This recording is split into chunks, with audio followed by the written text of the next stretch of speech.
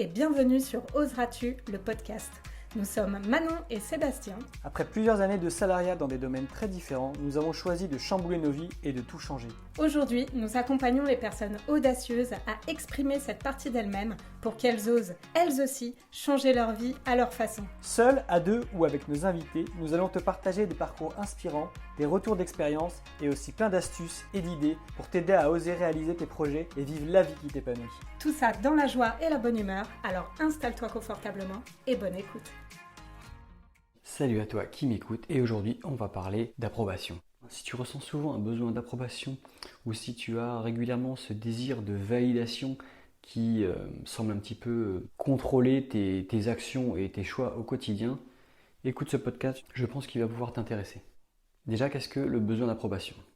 Le besoin d'approbation des autres, en fait il s'agit de rechercher constamment la validation ou l'acceptation des autres pour se sentir vraiment bien dans sa peau ou pour même confirmer ses choix.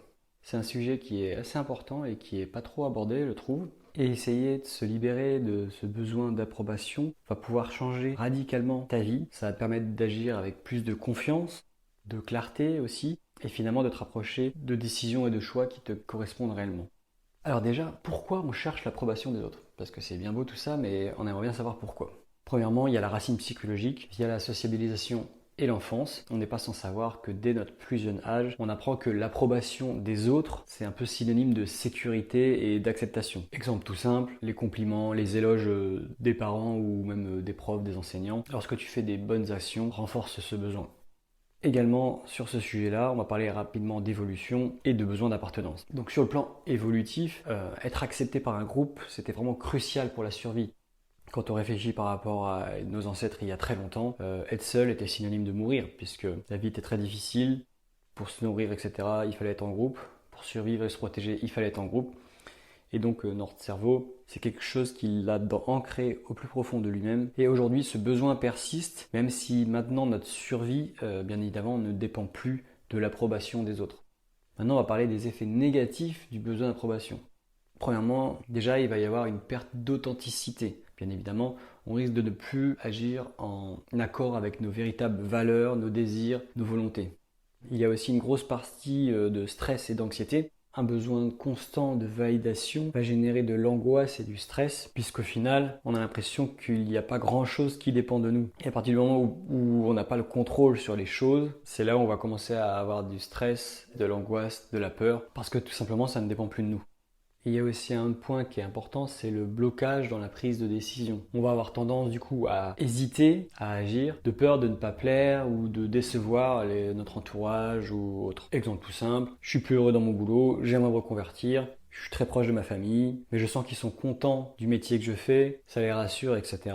Du coup, je vais avoir tendance à ne pas oser faire cette reconversion, faire ce changement de poste ou autre, à cause en partie notamment de ce besoin d'approbation qui ferait que si je leur demande, ça va les stresser, ils vont pas forcément être d'accord et du coup moi je vais me conforter dans cette situation. Maintenant on va parler des bénéfices, parce qu'il y a des bénéfices à se libérer de ce besoin d'approbation des autres. Premièrement on va parler de autonomie émotionnelle. Si tu es moins affecté par l'opinion des autres, tu es plus centré sur tes propres valeurs et tes propres besoins. Et ça va accroître une notion de bien-être, forcément, d'être aligné avec nos valeurs et nos besoins. Il y a un autre point qui est intéressant, c'est que si tu commences à vivre en accord un petit peu avec qui tu es réellement, ça va renforcer bien évidemment ta confiance en toi, en tes actions, en tes choix, et donc forcément ton épanouissement personnel. Il y a aussi le fait que, vu que tu seras moins stressé et plus libéré de la peur de ce jugement, tu vas pouvoir prendre des décisions plus audacieuses et vivre de manière plus libre et plus détendue. Ce qu'il faut retenir dans les points positifs, c'est qu'au final, tu vas être plus apaisé, plus détendu, plus serein au quotidien et tu vas pouvoir un petit peu écarter tout ce qui est ce stress, cette charge mentale de ne plus rien contrôler et de ne pas pouvoir prendre les décisions pour toi, quand tu le veux, où tu veux. Alors tu vas me dire, c'est bien Sébastien, mais maintenant comment on peut se libérer du besoin d'approbation des autres ? Alors bien évidemment, c'est pas en 3 minutes que je vais pouvoir t'expliquer comment faire tout ça, mais je peux te donner quelques petits tips et quelques petits exercices. Premier petit exercice, ça va être une prise de conscience. Essaye de te souvenir d'un moment, d'une situation où tu cherchais du coup l'approbation des autres, lorsque tu devais prendre une décision ou que tu as changé un comportement à toi pour plaire à quelqu'un d'autre, etc. Une fois que tu as 2-3 exemples en tête, demande-toi pourquoi est-ce que je cherche cette approbation à ce moment-là et qu'est-ce que cela m'apporte vraiment. Le fait de se poser sur des situations après coup et de se poser vraiment la question de pourquoi je l'ai fait et qu'est-ce que ça m'a apporté, ça va te permettre déjà de prendre conscience de ces situations-là si tu n'en avais pas conscience et surtout d'essayer de comprendre pourquoi et qu'est-ce que ça t'a apporté. Ça, c'est le premier exercice. Deuxième exercice qu'on répète souvent dans nos podcasts, ça va être de renforcer ta confiance en toi grâce à un cahier de gratitude. Prends-toi un cahier, un journal, ce que tu veux. Appelle-le ton journal de gratitude et régulièrement écris ce que tu apprécies chez toi et ce qui t'apporte de la joie sans dépendre des autres.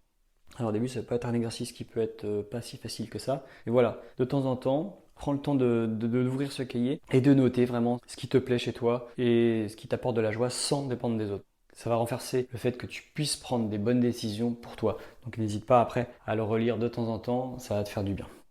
Un autre exercice que j'aime beaucoup, ça va être d'apprendre à être gentil avec toi-même. Et oui, parce que dans les moments de doute ou même d'échec, on a tendance à être vraiment très très dur avec soi-même. Et moi j'aime bien prendre l'exemple de ce que tu penses que tu parlerais comme ça à ton meilleur ami s'il était dans la même situation. Et tu vas te rendre compte que bien souvent, on est très très dur avec nous, on peut employer des mots ou même des pensées très très dures avec nous. Alors que si c'était ton meilleur ami qui était dans cette situation, imagine comment tu lui parlerais dans cette situation. Et il y a fort à parier que tu serais beaucoup plus bienveillant et beaucoup plus sympathique envers lui que tu ne l'es envers toi. Et ça va forcément apprendre à te juger beaucoup moins sévèrement et ça va accroître la bienveillance que tu peux avoir envers toi. Et ça va t'aider forcément à croire au fait que tu puisses prendre des décisions et des choix qui sont de qualité pour ta vie. Un autre exercice assez basique mais qui marche bien, c'est apprendre à dire non. Donc mets-toi un défi d'une semaine ou autre et apprends à dire non sur des situations bien sûr qui vont pas changer toute ta vie, sur des petites décisions où d'habitude tu as tendance à fuir ou à dire oui alors que tu penses non. Force-toi à dire non pour voir un petit peu quels effets ça peut faire, bien sûr avec des personnes avec qui tu sais que ça se passe bien, etc. Ça forcément, ça va t'aider à renforcer ta capacité à poser tes limites et surtout des limites plus saines pour toi. Et enfin, dernier exercice qui n'est pas forcément le plus évident, mais essaye de partager ton opinion dans un environnement sain avec des amis par exemple. Essaye donc de partager ton opinion dans certaines situations, peu importe, même si ton opinion n'est pas le plus populaire. C'est-à-dire que tu n'es pas forcément en désaccord avec les autres, mais tu as une pensée un peu différente. N'hésite pas à partager ton point de vue, même si tu sais que ça ne va pas forcément apporter une solution à la question ou autre. Juste dire, moi je pense ça, et je sais que c'est un peu différent, et c'est ok.